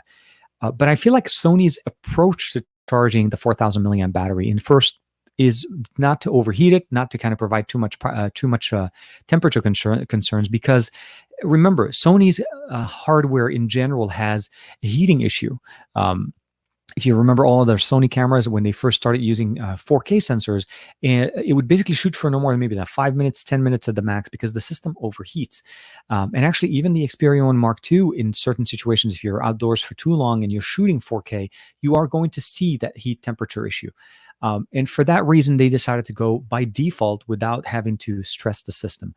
And I like the fact that it has that feature where it tells you, like, let's say I plug it in at 9 p.m. at night or 10 p.m., then it will charge it to 100% at 7 a.m. the next day. It doesn't have to keep charging it all night. It'll just do trickle charge all the way to the level that it needs, therefore extending the life of the battery. And I think that's what you're getting to, Matt, with your version on the X2 Pro. Power Amp Plus and the new cans. Oh my God, Davin, you're making me having to go pick up some software, man. I think Oppo has some. I think we talked about. Yeah, sorry. And then for charging, my kids are now watching this stream with me, and my eldest just waved at you. Hey, good morning, Lydia. Hi, Lydia. Hope you're doing well, and I hope it's not too late for you. I hope you're doing good. Actually, if I'm not mistaken, I think my niece has also watched this live stream, and I do want to say hi. I hope you guys are doing good. And Omar's doing great. He just finished the Frieza saga. One of my nieces loves Goku. Get a SIM card adapter kit and try to put. So Davin, I tried doing that. My concern, I think. So sorry. Quick comment for people jumping in. Davin's commenting on the Nexus 1. So the Nexus 1 supports a bigger SIM card than what we currently have with the Nano SIMs. So I can technically use an adapter to get it in. That would solve the problem of connectivity, but it still doesn't solve the problem that I can't log into the account. So the version of Android on this, I think it's either Eclair or Ice Cream Sandwich, which is very old. I need to check. But essentially, it just doesn't allow us. Google has disconnected the servers for that. And the only way I was able to try to find workarounds on this is to try to go through the browser. And I couldn't get it to work exactly. One of the reasons why is also because it's kind of tiny. I think trying it out, I probably will. I still turn it on and make sure to charge it every once in a while just to make sure that the battery doesn't just stay dead for an extended amount of time. But yeah, there are adapters that you can definitely use. Vasicos, I still have my Nexus S, and it works, but the single core processor and 500 megabytes of RAM is brutal in 25. I'm with you, man. I'm with you. Try to play pub. No, I'm just kidding. Don't try. It's hard. It's hard. It's very hard to justify that. But yeah, oh my God, single core, man. Remember when they first came out with dual core? We were like, all like, oh my God, 2 cores. Um, OEMs should give people the choice. You can buy the phone and get and get it credit if you want your own charger, and you want to basically use it at your home. And I think so. That's a good way to approach it. And I think that would be a good way to kind of ease us into not having a charger. I think at the end of the day, if they sell you, so I realized like when you first buy a car, you don't buy a car with, you don't get unlimited gas with the car, right? You have to buy gas with it, but they'd sell it to you with a full tank of gas. When you walk out the car, when you walk out of the lot, you get a full tank of gas. And it is expected that you're going to have to buy gas because car manufacturers don't make gas; they just make the car. When you buy like a device, there's an existing ecosystem of supporting it. Smartphones in general use a cable to charge, right? Wireless chargers, cable chargers, all of those things are generally things we don't usually use in the home for other things, unless your technical, I would say your current technical setup is advanced enough that you have USB-C everything, and you're able to basically support things like that. And or even Lightning. That's even another conversation because Apple doesn't use USB-C yet on their smartphones.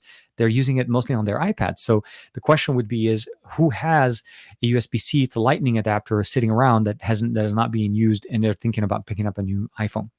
So those are the things you want to keep in mind. But I think the credit is definitely a great choice because it gives you the choice of get a credit for the 18-watt charger. Let's say we're talking about with Sony. And you can apply that credit towards the 21-watt charger or even something faster if your device can support it. Samsung can do it with their 25 to 45 model. Everybody can, and it can benefit from that. But I feel like I still think from an initial standpoint, it will hurt anybody walking into a store to pay $1,200 and say, oh, by the way, you need this $50, $60 charger, because their chargers are not cheap. We're not talking cheap accessories. We're talking minimum $35. And if you're talking about the fast charger, somewhere between $50 to $75. So it's a purchase and it will rack up stuff. So at the end of the day, you'd have to kind of see what it is. Saw something where the Oppo themselves confirmed that they're getting that to get down to 75% of battery capacity over the life of their devices if you keep using VOOC charging all the time. Not worth it for me. That is hard. That is hard. Exactly. You're kind of like basically choosing the lifespan of the battery over over the fact that, well, take that back. You're choosing speed and performance over capacity. If you drop down to about 75%, that's, from a 4,000 milliamp battery, that's 1,000 milliampere that you're not able to use. And I don't know how many people are willing to basically go with that. And if we say anything, with the fact that where Apple was throttling people when battery capacity starts dropping, that's even another conversation that I don't know a lot of people will enjoy having or working with it there. I think that was your comment right there. And I think the S7 Edge was down to like 30% after 3 years. I'll take the 75 any day. The S7 Edge, I remember, had a lot of concerns with the battery capacity. I think that was something that Samsung did have a problem with. Not even to mention the fact that the S6 had an even worse battery life, which was another conversation with the series there. But I agree, 75 would be better. But again, we shouldn't be that way. Faster charging should come at better technology, not faster charging at the expense of a battery life or battery health life. 18. I need me some of that and max out at 22. For traveling. Oh, that's right. Yeah. So that's I think the details jumping back regarding the charger on that one. Some family show #. That's how we do it, Matt. That's how we do it. We say hi to everybody, cousins, nieces, nephews, personally, and even my son. I think once in a while, Omar's actually. I don't know if you guys had a chance to check it out. So this has been a part of the show, and I hopefully will keep this as part of the show. So Omar put this together about maybe a couple of months ago. So we started on our Lego adventure. So let's go and break this up here. I'll show you guys. Not that I'm not proud of him, but he's very good at Legos. He really likes them. And we put together also that robot that we got from Xiaomi, and I posted over on Instagram for you guys. So yeah, it is a family show. It is a really cool way to kind of just showcase. And I have that little pilot just sitting there, in the background, see whoever picks up on it. Hey, Fourth Gamer, welcome, man. Yeah, man. So battery technology, we need to see better technology. We have to see better technology when it comes to batteries. I mean, we're demanding bigger batteries, and we're starting to see devices that are bigger batteries. So the S20 Ultra is like 5,000. There's a really good chance that the ROG Phone 3 will be at 6,000 again, because what we saw with the ROG Phone 2. So the question is, do we want to sacrifice battery life, battery health, just to be able to get the faster charging? I'd say there has to be a median. I think at the end of the day, not everybody needs their phone to charge from 0 to 100. I mean, like the Red Magic 5G 55-watt charger charged it from 0 to 100% in 42 minutes. But the device heated up, the fan kicked up. There was a lot of things that definitely were having to go in there to compensate for that amount of heat being generated on this device from the heating up the battery, which over time definitely does not help. That's why in the box, the Red Magic 5G does not sell with a 55-watt charger. It sells with the 18-watt charger, I think. But we need to find better ways to basically be able to have the charge obviously work better, hold more, but of course not have to go so fast to charge it. Oppo is one of the leading companies when it comes to charging technologies as far as speed, and we see OnePlus carrying right after them, which I think I've heard some rumors, that the OnePlus 8 Pro or the OnePlus 8T Pro will have like the 65-watt charger that we see, that kind of VOOC speed charging that we normally see with Oppo, and we've always wanted VOOC charging on OnePlus devices, but I'm happy with 30-watt charging wirelessly and wired on a OnePlus 8 Pro. It charges it quite fast, and it doesn't get it too hot, which is another thing. But again, we need things like that. We need people to not jump on the bandwagon just for the sake of it, but give us a better experience with it. That is a beautiful Lego model. Also a TK. Isn't there a popcorn review video? So yes, if you guys haven't had a chance to check it out, I do. Oh my God. Thank you, Aditi. I forgot about that one. So Popcorn World, not that long ago. Let's go ahead and do.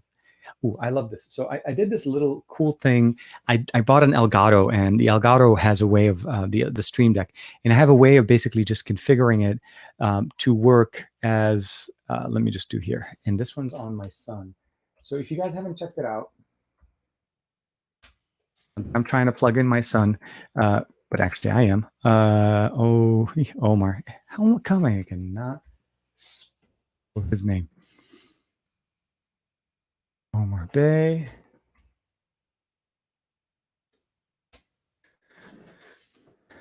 Here. So let me bring that back into the show. I just want to show you guys real quick.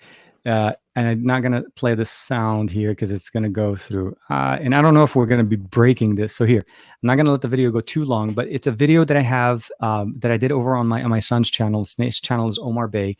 And of course, the video is about my God, like I was like, I want to say 40, almost like 40 flavors of popcorn. And you can see the massive bags that we had in there in the side. Let's go ahead and bring this into full screen. So there was all these popcorn with the exception of like one big bag that doubled as one of the smaller ones. Every single one of them there was a different flavor. And we did a video there, and it was basically from LeBaron. And this is basically, I think is it Popcorn World. Just look it up. There's a link for that, and I'll give you guys a link to this video in the chat. I think if I can actually post, let me see. Can I say copy? And here we are. So that's the video that I posted over, and it is basically, it's just absolutely free. Basically, 28 different flavors, not 48, sorry.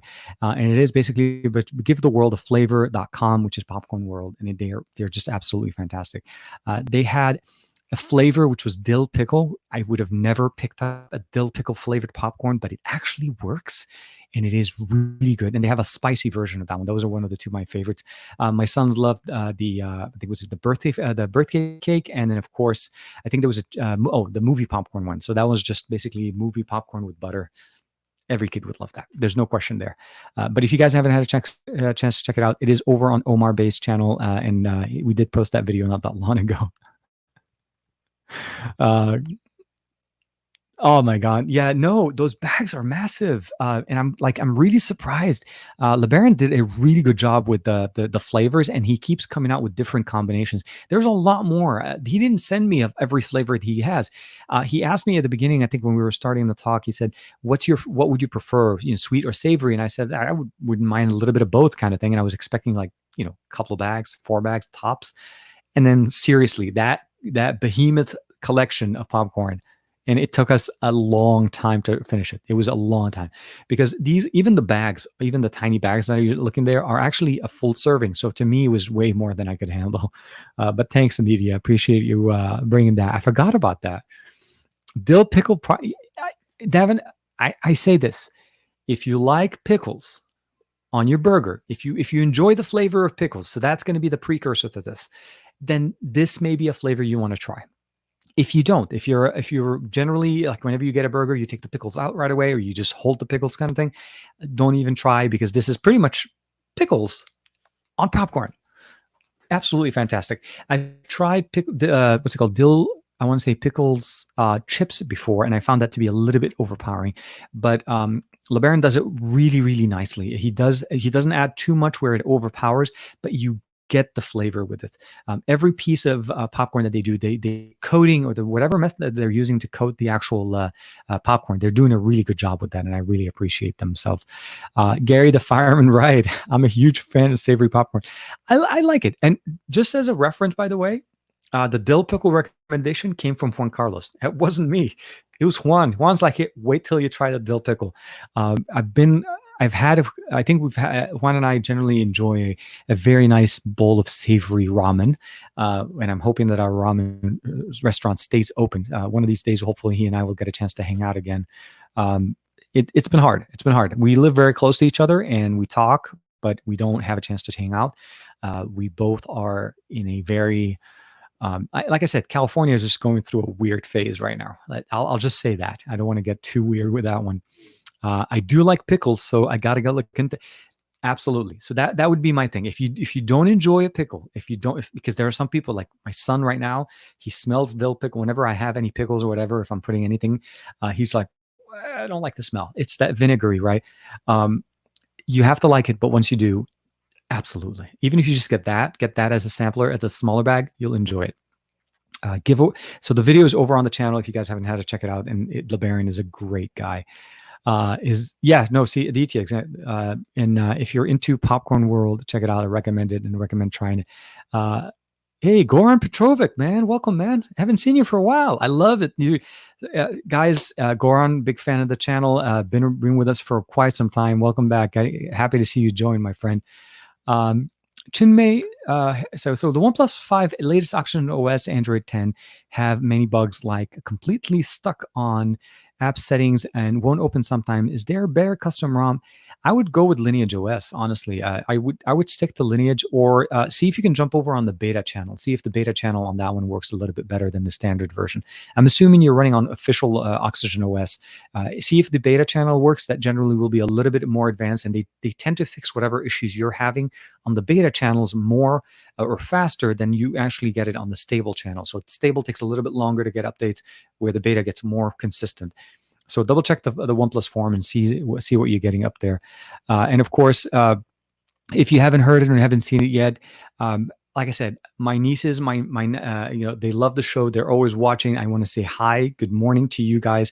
Of course, to everybody that's watching, it is a family show, but I just want to say how much I love my nieces, and I appreciate how much they love me. They're always excited to see me, and it's just, there's no. The smile, the happiness of a child whenever you're hanging out with them, and they're happy to see you, they're happy to hang out with you. I love it when I see it with my son. I love it when I see it with my nieces. And as a parent, if you guys have kids, or if you have little nieces and so on, you can definitely appreciate having that pure joy, that just pure and utter joy just to be around you. It's intoxicating. That's the best way to say it.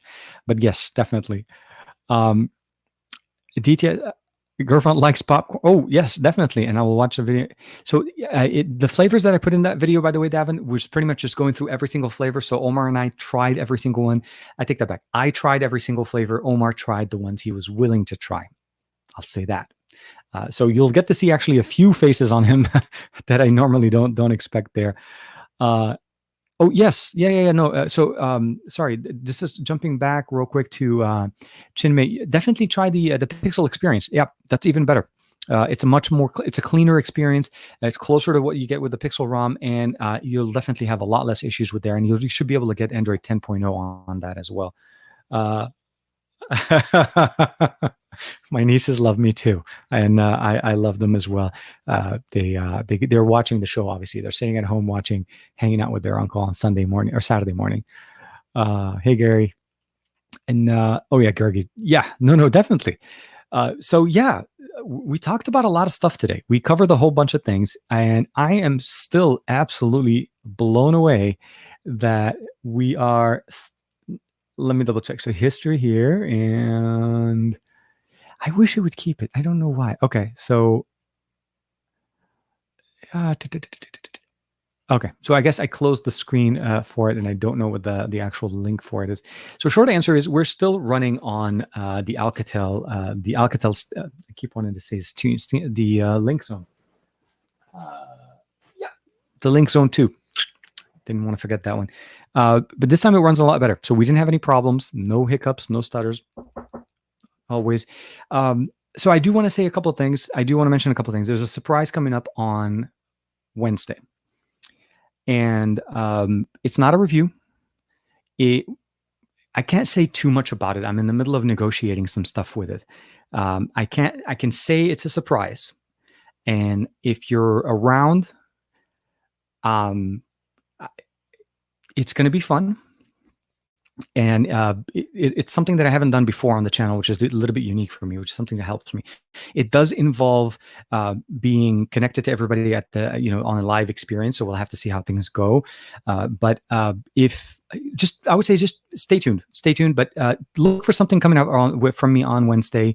It should be pretty good. And I think it'll definitely be something up you guys' preference and enjoyment.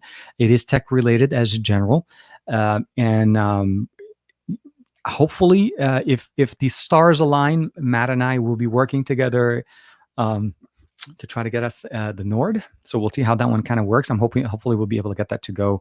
We'll see how things go. The OnePlus devices sell out, especially with pre-sales. They like this. They literally disappear. So we'll have to see that. So short answer, next week's going to be kind of a little bit of excitement there. I did tease about this, and I think I mentioned it. The iOS beta, full public beta, is available on iOS devices, on basically the iPhone devices. And I do want to put out a video regarding the SE, specifically because of the issues that I've been having with it running on, basically just running iOS 14 on the SE, and some of the issues that people should be aware of if they want to run beta on their phones. So that's part 2. And of course, there'll be the live streams on Thursdays over on Amazon. And of course, next week, we'll also have another live stream coming up. Speaking of which, I did want to mention, I did pre-order a new monitor, trying to upgrade the monitor in the office. I'm going to be getting rid of some hardware. And I'm hoping that it comes out. It's a new Samsung. Hopefully, we'll see. It's one of my most expensive purchases. I don't think I've ever bought this in much. I mean, the most I've paid this in this amount is generally for a full laptop, not for a monitor. So we'll have to see if that one actually ships. It's supposed to release on Monday. So that's the G9. So if you haven't checked it out, check out the Odyssey G9 from Samsung. And I know you're going to say, whoa, understand, gaming, editing videos, those are big things, a part of my life, and having the ability of doing both things at the same time, or at least if I'm trying to do streaming and so on, really good functional, and it'll definitely be an upgrade for the 4K monitor that we have sitting in the background right there.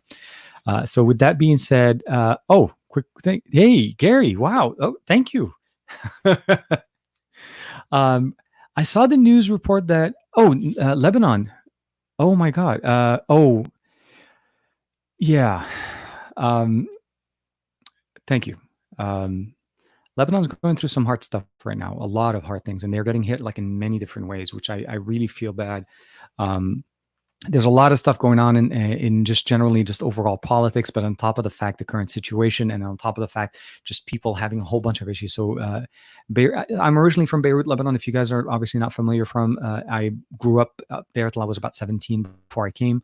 And it's hard. It's hard to see what things are going on, and it's hard. I still have family there, so for me, it's very it's a direct connection there. So I appreciate it, Gary, and I really hope that things do get better in one way or another. Things have to get better. They can't get in. I don't want to. I'm with you. Thank you, Gary, and thank you, of course, very, very much for the super chat as well, Matt. Thank you very much as well. Guys are absolutely fantastic. Always being here, always supporting the channel, always supporting the just the effort here, Instagram, Twitter, everywhere. You guys are truly some of the best reasons. One of the reasons why I even got into the whole, waking up Saturday mornings and thinking, I got, what am I getting ready for my live stream and so on. So those are things that I appreciate. And I have to say, with Juan Carlos is kind of kicking me in the rear end to kind of get started and get things kind of going on is always. I appreciate it. So he and I were talking yesterday, trying to get a little bit of help on trying to improve the audio for video. Speaking of which, tomorrow's video has an interesting experiment.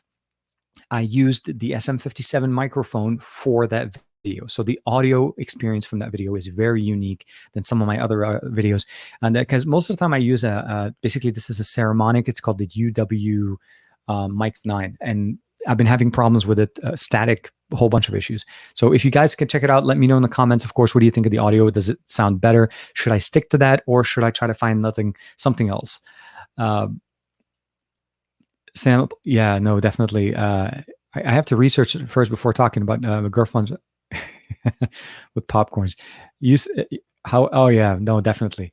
Aditya, thank you very much for the benefit of Lebanon. I appreciate that, man. I appreciate it, and I'm going to try to find some good charities as well to support down there, because they're needing a lot of help. The economic impact that's going on right now in Beirut it's crazy.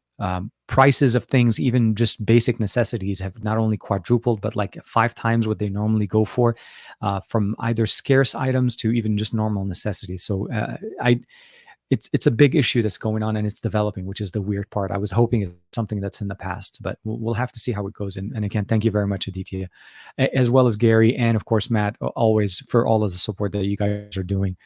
Man. Definitely. I will make sure that the money you guys, all the stuff that I saw today, I will be donating that directly into a cause. This is, for me, it's, it is hard. It is hard. It's hard when you start seeing things like that. And I want to say thanks. I appreciate it. I don't usually try to talk about politics on the show, mostly because I feel like, it's more of a personal thing. Not everybody, relates or may even know where Lebanon is. And I mean, as a place, believe it or not, for the longest time, people were like, Lebanon, what? And I'll be like, do you know Egypt? Yeah, we're right next to it. So yeah, no, definitely. And like I said, it's hard. It's hard to hear it on the news because it's on the time, it's on there. People talk about it, and it's just, it's hard. It's hard for anybody. For people that are living there right now and having to go through this, that have not had an opportunity to maybe immigrate or come and live in the U.S. Like for me, it's a different situation. I was blessed and able to be here. I've met my wife. Obviously, have my son here. My life is here. But yeah, family is still there. It's tough. We'll have to see how that goes. And again, I really hope things do work out for them. The reason why there's because of you, man. Oh, and I appreciate it, man. So Chemi's, you guys, and I feel like dedicated times and yeah. Always, man. I appreciate it. Chemi's been a fan and a friend for quite some time, and he and I actually went on a trip together. IFA, I want to say a couple of years ago with Honor. It was around IFA. We didn't actually go to IFA together. We went around IFA in Germany. Honor was launching the Honor Play. It was actually the first Play. And they haven't released another. I think they just released an upgraded version of it for China only. Speaking of which, I actually have the Honor 30 Pro Plus that I need to do a video for you guys as well. I appreciate it, Aditya. So trying to do right in the world, do good, spreading the good world, and absolutely, dude. You guys always appreciate it. With that being said, I think overall we didn't have a lot of other questions going on. So look forward to finding some more information again. Aditya is saying that there's some flash sales. So if you guys are interested in the Nord, please double check. Nord has a specific OnePlus Nord Instagram page. So I want to say it's called the OnePlus Nord. Check them out, and they're posting a lot more information about the Nord as we see information coming up. My understanding, as far as I understand it, an announcement is going to be through an AR app. So there will be an app that we need to download to go through the AR experience, which I'm assuming AR meaning we'll probably have some type of an AR experience where they maybe get the phone in our hand, kind of looks like we're holding it. I don't know. I'm really excited to see what kind of comes out. But AR always means, so augmented reality means superimposing things in place. And what we saw with the preview card that some publications received them, and I'm assuming those are European ones. The card actually, when you're using the AR app, makes it look like you're holding a phone in your hand. So I'm assuming that that's going to be what we see. With that said, so hopefully more information there. Thank you, Greg, Matt, Chemi, Gary, as always. Always, man, always appreciate everybody here. And of course, everybody jumping in, David, Aditya, all of you guys are just absolutely the best. And my favorite part of the show entirely, whenever going into the show, I know we get a chance to hang out. And that's really one of the things I appreciate. And I hope next week we'll have, an even more exciting one. I am trying to find a good time to bring in another guest. I think you guys recommended putting in Mr. Mobile. I will try to reach out to him, but I was waiting to find out more information about the Sony Pro, or even when I get the Sony Xperia 1 Mark II back in the office. So that becomes more of a conversation piece as opposed to just having him on, because I generally feel like most other YouTubers will love to come in as on a subject, kind of like a theme to be able to discuss. So we'll see what I'm able to do there, and I'll try to reach out as well. But look forward tomorrow across the podcast, Matt and Sam, 1 p.m. Pacific Standard Time. They will have Joshua Vergara as the guest, and I'm really excited to be able to check that out. I'll be watching, of course, cheering you guys on as well. Look forward to some more of that Twitch video game streaming on my side, TKBay8655, not that hard. And then, hopefully things will get better for everybody. California, Lebanon, the whole world. Really, we just want to be able to, to move on and be better for what we have. I feel like I want to be at that point where we are stronger and better and learned our so much more out of what we have right now in our current lessons, because I feel like this is a big lesson for everybody. Be it to appreciate what you have, to understanding how things are, to be understanding of other people, but also to try to support each other. So there's a lot of things going on in the world that help that story and help us kind of just get to that level. So with that being said, thank you very much for everybody. This time it looks like we're not going to hit 2 hours, which is not a problem. But again, I appreciate everybody hanging out with me. And Gary, actually, I do want to hit you up. Sorry. My mistake, Matt. Matt, I'm actually going to hit you up a little bit later after the stream. I do want to talk to you a little bit about possibly helping me out a little bit with some stuff here. We'll talk a little bit more how things are going there. Yeah, definitely. SGG. Oh yeah, and then don't forget Monday morning the SGG QA is on Juan Carlos's channel at 9 a.m. So, with that being said, Sabaho everybody, welcome, hello. Good day, good night, and just good morrow. Just be good. Be the good person that you are. Be good with everybody, and I hope that the good does come back and help fill your life and helps you just feel better. Like I said, we are who we are, and we need to be the best versions of ourselves during this time, because that's what people need. And if anything, for me at least, that's what my son needs right now. He needs to see the best version of me, which I feel like that is always going to be the drive for me to be who I am. With that being said, thank you very much. Like and subscribe, share with your friends. Be good. I will see you very soon. Thank you very much for everything that you guys have been doing. I really, really appreciate it. And I'll see you guys on the next video. Tomorrow morning, there'll be a video going on for the ANCs. But other than that, have a good rest of the weekend, and we'll see each other soon. See you, Gary. Right. Oh, Greg. Sorry. Greg, my mistake.